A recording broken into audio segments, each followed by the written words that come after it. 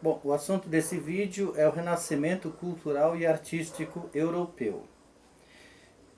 Os historiadores, eles costumam dividir a história em idades, porque isso facilita na identificação, na localização de alguns acontecimentos na linha cronológica. É, Essa divisão basicamente é entre pré-história e história, e dentro da história a Idade Antiga, a Idade Média, a Idade Moderna e a Idade Contemporânea. O Renascimento ele se localiza aí entre final da Idade Média e início da Idade Moderna, porque ele é um dos elementos fundamentais para explicar a decadência do sistema feudal e o surgimento de uma nova ordem social, ou de uma fase marcada por outros valores, né? Já que o Renascimento é basicamente um movimento de valores, né? De novas ideias que os homens devem observar para viverem as suas vidas, né? Então o Renascimento ele vai surgir na Europa, especialmente na Europa mais ocidental, é, envolvendo uma nova classe social que surgiu ou que se fortaleceu a partir dos escombros do sistema feudal. Esta nova classe é a chamada burguesia, inicialmente pessoas dedicadas ao comércio e depois da produção de manufaturas, ligadas à produção de manufaturas. Pois bem, este movimento ele vai defender a ideia de que o modo de vida medieval, os valores, né, estão errados, né, porque aquilo que interessa às instituições poderosas da Idade Média não interessam a essa nova classe social, a burguesia. Vamos nos atentar mais diretamente sobre isso. Quais eram os valores principais da vida de um homem medieval? Eram aqueles determinados pela Igreja Católica. E como a Igreja Católica chegou a essa posição de tanto poder, né, não só religioso, mas também político e principalmente econômico? É só a gente lembrar que quando o Império Romano Ocidental entrou em ruínas, né, foi, foi desorganizado, a única instituição organizada que sobreviveu dos escombros do Império Romano foi exatamente a Igreja Católica. Ela era a única instituição que conseguia ter contato, acesso a um grande número de pessoas. Então, ela vai usar dessa condição para se estabelecer como instituição organizada, poderosa, controladora da produção de conhecimento e única capaz de desenvolver conhecimento e atender às necessidades da sociedade naquele momento, né? Especialmente utilizando-se da religião. Como que a igreja conseguiu esse privilégio todo, esse benefício todo? Porque ela foi muito esperta. Ela pegou dos escombros do Império Romano todo o conhecimento acumulado, as obras, né? Não só livros, mas obras artísticas, né? Especialmente esculturas. Ela levou todo esse conhecimento para dentro dos mosteiros.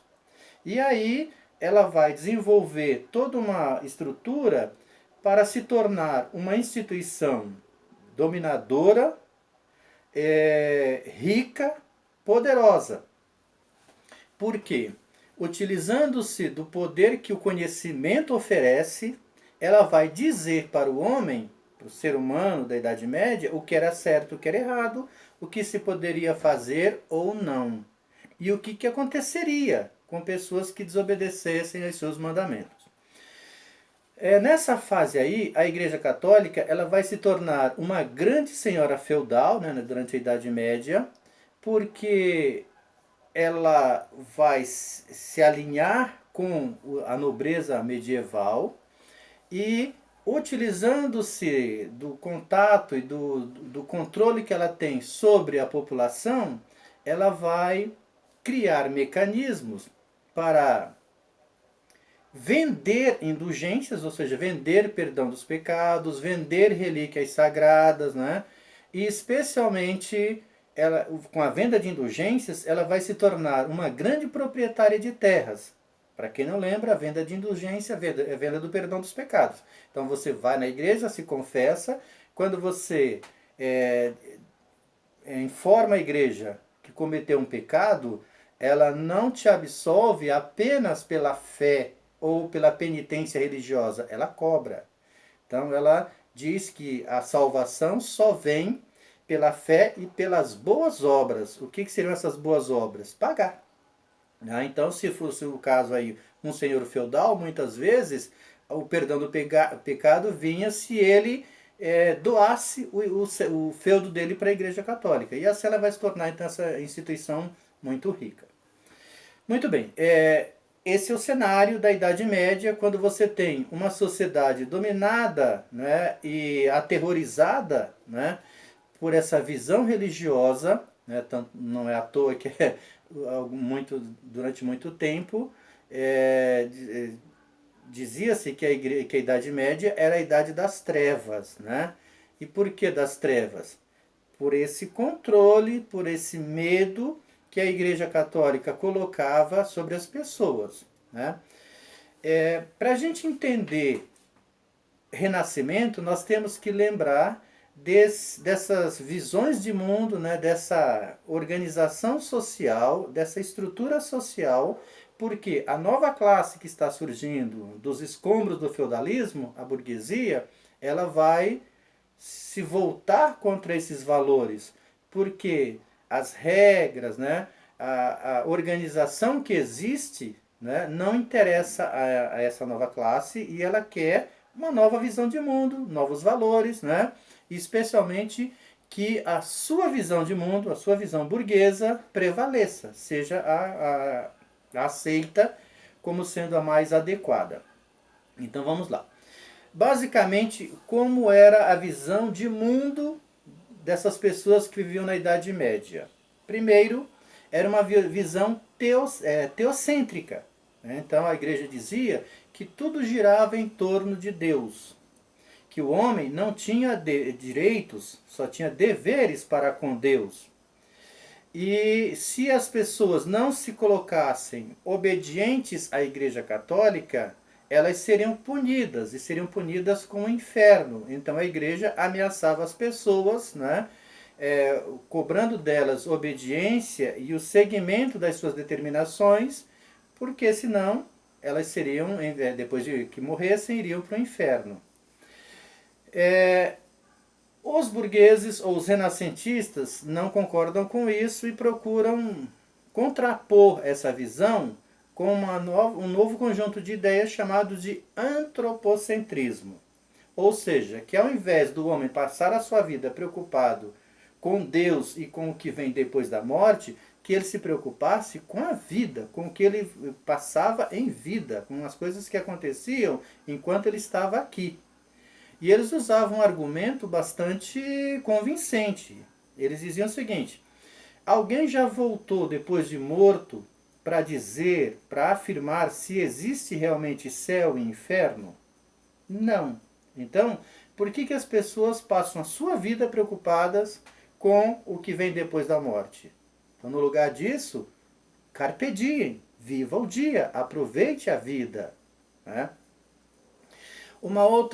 Outro ponto fundamental de contestação é a visão que se tem sobre as coisas, especialmente sobre a natureza. Né?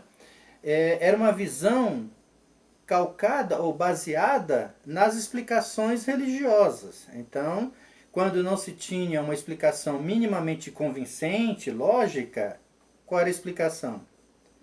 Isso é assim porque Deus criou assim, porque Deus quer assim. E na visão dos renascentistas, isso não deveria mais ser método de explicação de nada. Que deveria se analisar as coisas, ter uma visão muito mais racional, mais lógica das coisas, né, e da vida. Muito bem.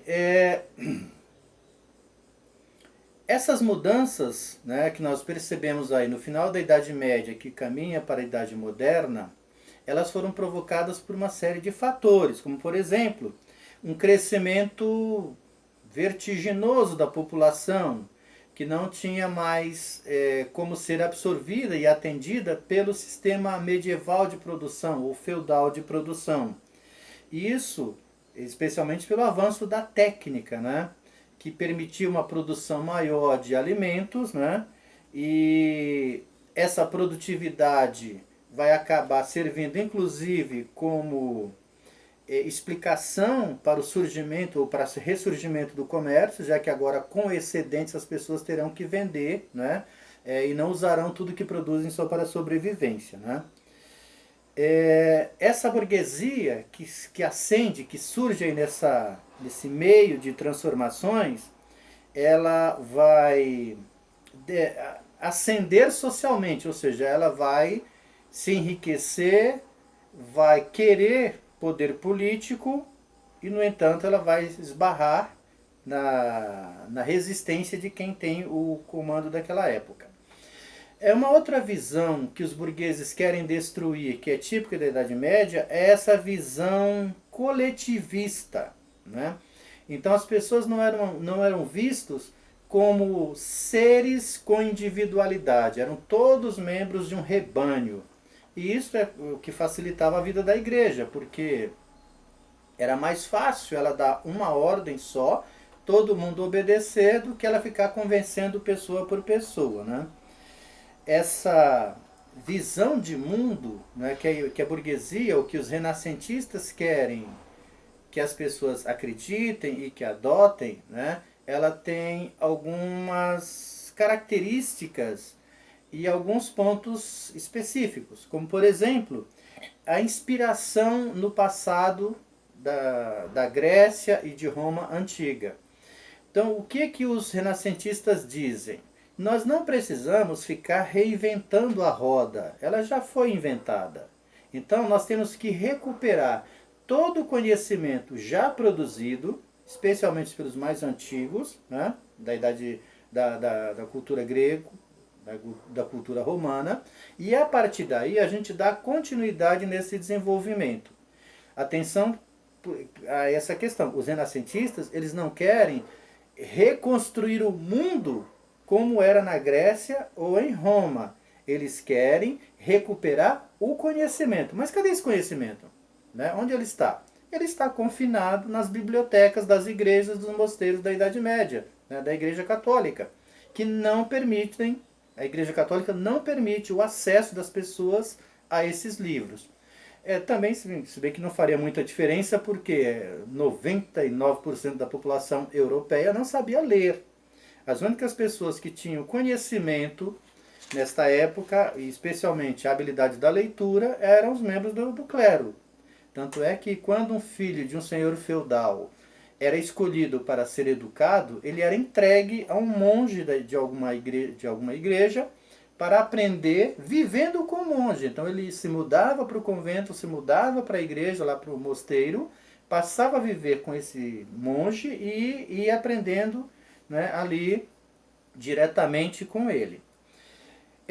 Como eu já disse, o antropocentrismo, né, colocar o ser humano como centro das atenções do próprio ser humano, uma visão hedonista, ou seja, durante a Idade Média a igreja considerava o corpo algo fonte de pecado, né?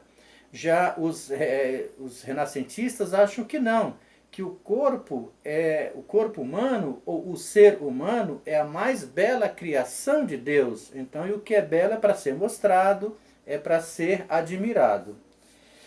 Eles também têm uma nova concepção de tempo, né?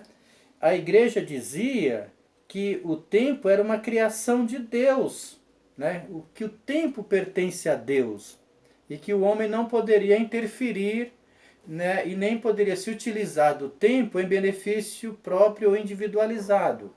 Ora, no que isso vai dar? Na condenação que a igreja faz daquilo que ela chama de usura. Usura, na visão da igreja, é emprestar dinheiro e cobrar juros. Porque o tempo que o dinheiro fica com quem tomou emprestado, né, é um tempo de Deus e não dele. Portanto, ninguém pode cobrar juros só porque emprestou dinheiro para alguém e esse alguém ficou com o dinheiro durante um tempo. Claro que muitos burgueses banqueiros não vão concordar com isso, né? Muito bem, um traço fundamental também do Renascimento é o chamado humanismo, né? Esta preocupação ou esta visão antropocêntrica vai levar a uma supervalorização do ser humano e da ideia de que se deve estudar o ser humano. Porque até então as instituições de ensino que existiam na Idade Média eram todas da igreja.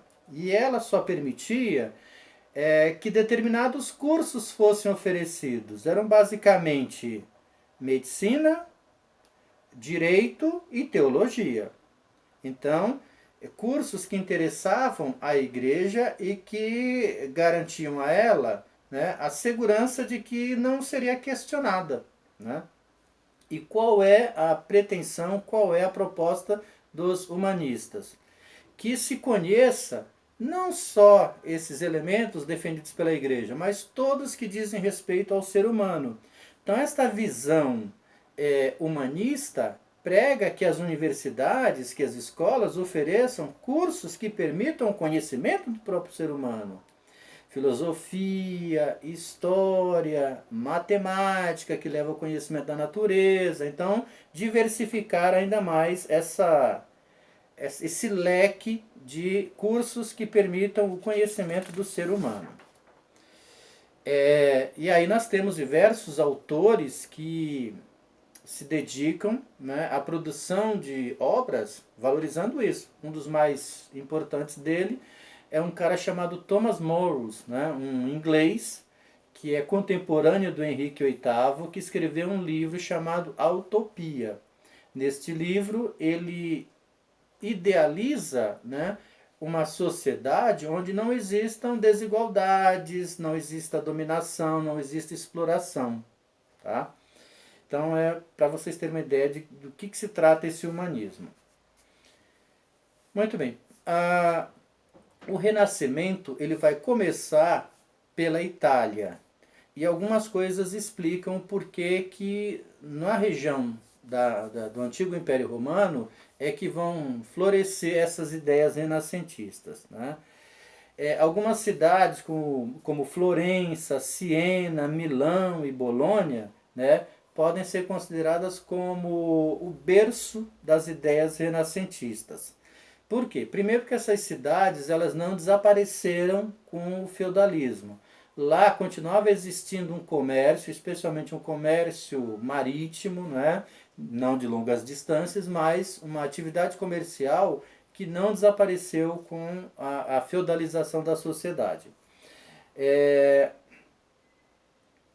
Nestas cidades, portanto, o comércio vai permitir a formação de uma parcela fundamental da burguesia europeia, que terá todo o interesse em financiar, em bancar pessoas para que a sua visão de mundo seja reforçada e seja divulgada para as outras camadas, para as outras pessoas. Então, uma pessoa fundamental nesse período aí é o chamado mecenas, né? Traduzindo ou tentando puxar esta imagem para a atualidade, o mecenas renascentista é semelhante ao patrocinador da atualidade. Então, o mecenas era alguém que sustentava, que cuidava da sobrevivência de um artista, de um pensador, para que ele pudesse dedicar seu tempo para o desenvolvimento das obras e do pensamento que era de interesse dessa burguesia. O Renascimento ele não é um movimento de curto prazo, de curta duração. Ele é extenso, tanto é que os historiadores costumam dividi-lo em três fases, que eles chamam de 300, 400 e 500, ou seja, 300, 400 e 500, 1300, 1400, 1500. Nesta primeira fase, né, do 300, né, que é a fase inicial do Renascimento, ele é marcado pela divulgação de padrões e valores, né, que reforçam essa ideia do pensamento humanista. Né? Então, nesta fase, se destacam alguns artistas, pensadores, como é o caso do Giotto, né? Do Duccio e do Camabu.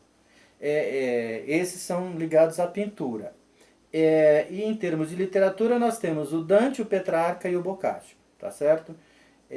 Basicamente, na arte, você tem o desenvolvimento de habilidades que tinham desaparecido, né, especialmente entre quem se aventurava a fazer pintura na Idade Média, que é reprodução de um quadro utilizando-se da perspectiva. Né? Se a gente pega as representações de artistas da Idade Média, elas são bidimensionais, o cara não tem a habilidade de fazer em perspectiva. Né? O Giotto recuperou isso, né? Ou tentou recuperar isso. Em termos de literatura, nós temos o Dante Alighieri, que é o autor da Divina Comédia. Né? Nesse livro, ele descreve a viagem imaginária de Dante pelo reino dos mortos, passando pelo inferno, purgatório e paraíso. Né? Então, de certa forma, uma visão mais lógica daquilo que é transcrito, que é descrito na Bíblia, né? E que nem sempre era reproduzido nas missas pelos padres. Né? O Giovanni Boccaccio, né, ele escreveu diversas obras, mas uma vai se destacar que é o Decameron. Né? Nesse livro, ele reúne cerca de pequenos contos em que 10 jovens que fugiam de Florença para escapar da peste por volta de 1348, né? Eles vão vivendo diversas experiências. Né? É uma obra um tanto quanto erótica, né? Porque nesses contos, né, ele descreve o acesso desses jovens a conventos, né, e experiências sexuais com as freiras. Né? Então é uma coisa assim meio chocante para a época. Né? Já durante o 400, né, né, a cidade de Florença vai se destacar como grande produtora de obras, né, e divulgadora do pensamento renascentista, né, especialmente na época em que ela foi governada pelos Médici, né, que mais ou menos de 1434 até 1492, né, especialmente sobre o governo de Lourenço de Médici, né, o chamado Magnífico, porque ele foi um grande mecenas. Né? Esse cara se tornou um grande colecionador de arte, né? Uma coisa que não existia antes na Idade Média. Né? Como não existia o pensamento ou a liberdade individual, as pessoas não se permitia que as pessoas se valorizassem enquanto indivíduo. Você é membro de um rebanho.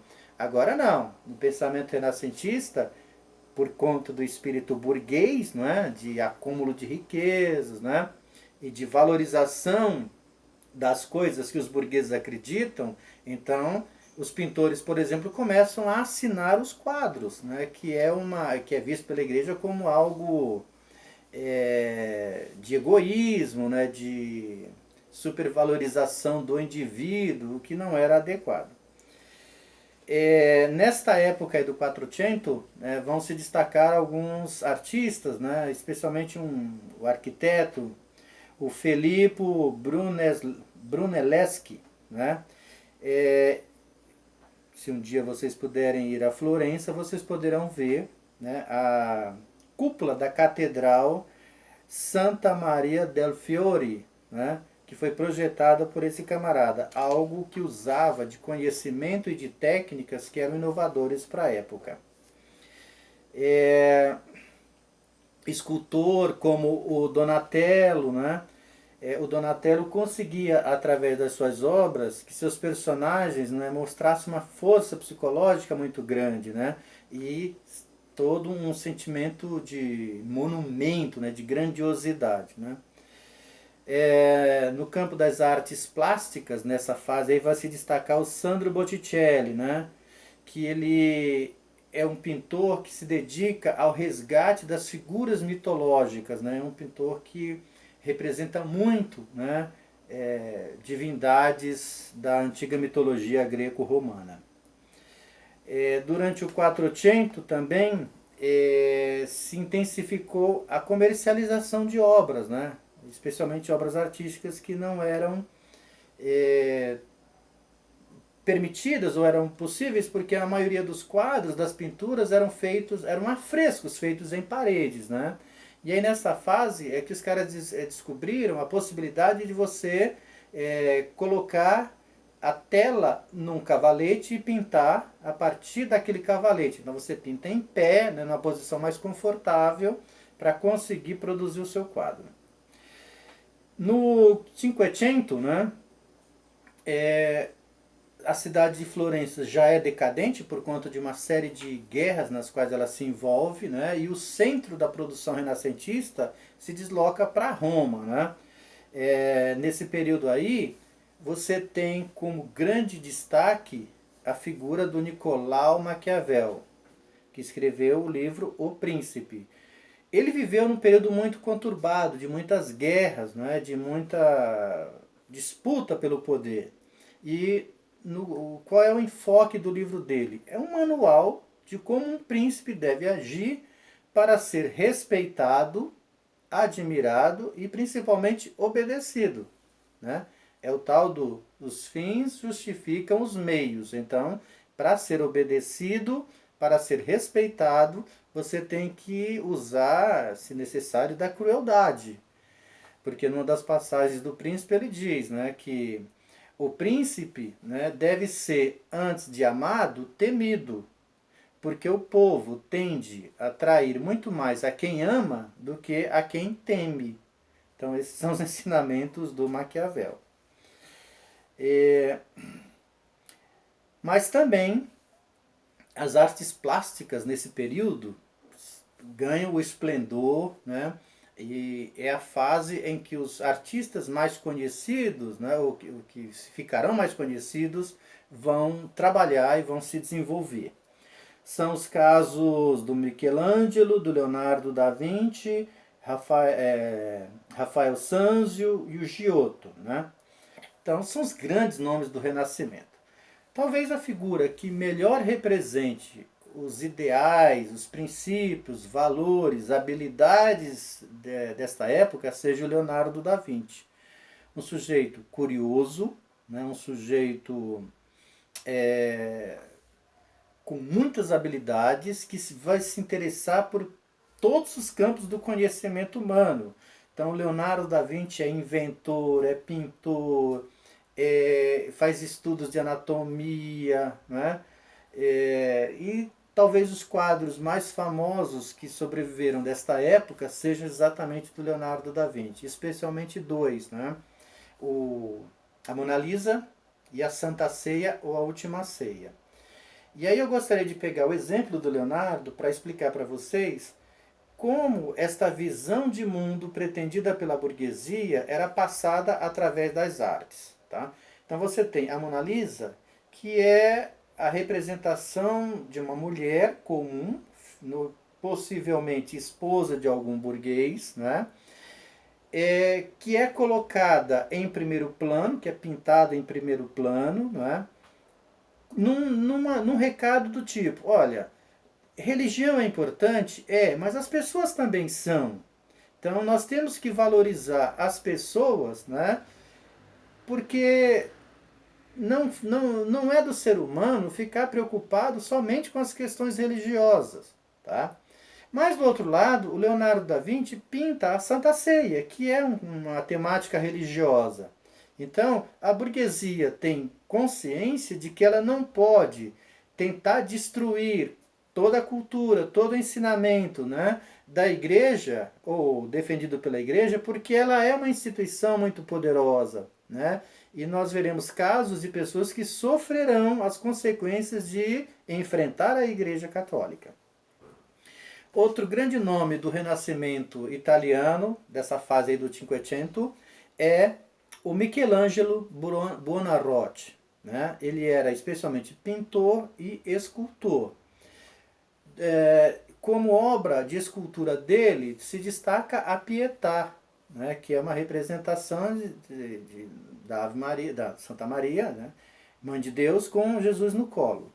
E o teto da Capela Sistina, né, que representa algumas passagens bíblicas, né, como por exemplo a criação do homem por Deus, né, a criação de Adão, né, em diversos momentos. Isso é pintado no teto da Capela Sistina. Esse cara quase morreu fazendo essa obra porque ele ficava numa posição muito incômoda e inalando o cheiro e a tinta que caía na cara dele. Outro importante pintor dessa época será o Rafael Sanzio, né? Esse buscava especialmente a perfeição das figuras, né? Ele era tão habilidoso na representação das coisas que se tornou retratista oficial, né, dos homens ricos daquela época, tá? Então, eles buscavam nas suas obras elementos como equilíbrio, harmonia, proporcionalidade. Então, nos quadros você tem essa intenção de se fazer uma representação fiel do objeto retratado.